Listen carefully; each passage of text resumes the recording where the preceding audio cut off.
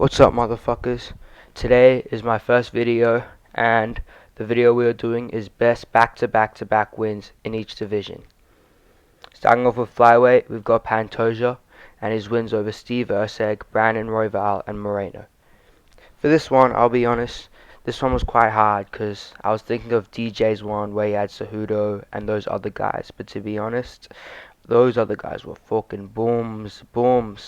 So here we've got his split over Moreno, his win over Royval, and the Erceg one, which some people think is a robbery.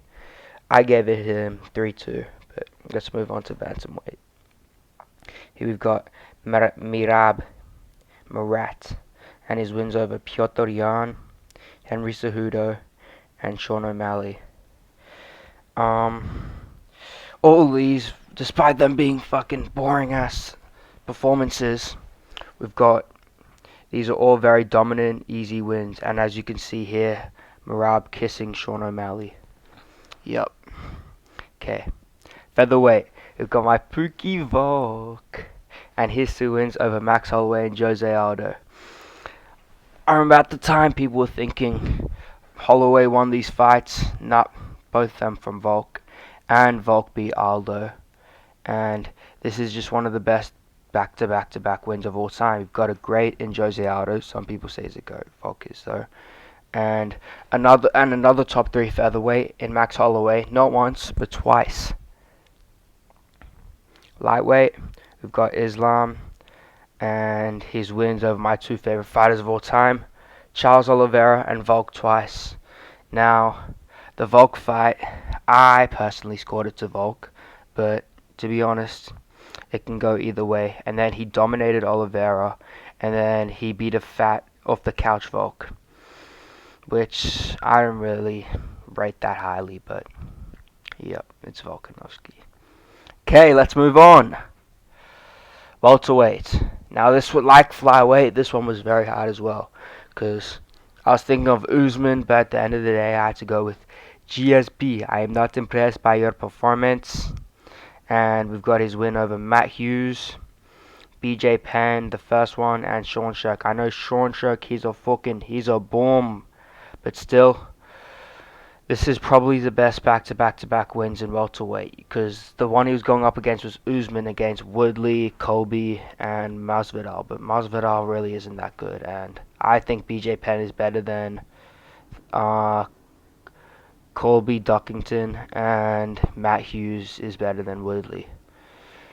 So let's move on. Possibly one of the best back-to-back-to-back wins of all time. Got my man Dricus du Plessis against Israel Adesanya. Trust! Sean Strickland, guys. And Robert Whittaker. All these wins, he dominated Robert Whittaker, beat Sean Strickland by split, had a close fight with Izzy and finished him. And fun fact, I'm actually going to watch Dricus at UFC 311. The card's fucking dog shit, but still. And yeah, let's move on. Light heavyweight, we've got John Jones. Although I fucking hate John Jones, I have to admit he is the GOAT, and this is probably the best back-to-back-to-back wins of all time. You've got his first win over DC, win over Glover, and Gustafsson. Now, all of these, apart from the Gustafsson one, were quite dominant, bit close with DC. Glover dominated Glover, who is now we know is a champion, and then had a very close fight with Gustafsson. Gustafsson being one of the only people to ever take Jones down. But this, a win over 2 champions and one of, if not the best, non-champion fighter of all time, Gus, is very impressive nonetheless. Let's move on to the last one. Heavyweight. Stipe Miocic, and we got Stipe, Francis Ngannou, his first one, Junior Dos Santos, and Alistair Overeem. Now these are also very good. A win over Overeem, one of the best fights not beat champ like Gus. We've got Junior Dos Santos, quite a good champ at heavyweight. And then we've got Francis Ngannou. Now, all these wins, again, were quite dominant, even the Ngannou one, though Ngannou came back to beat him.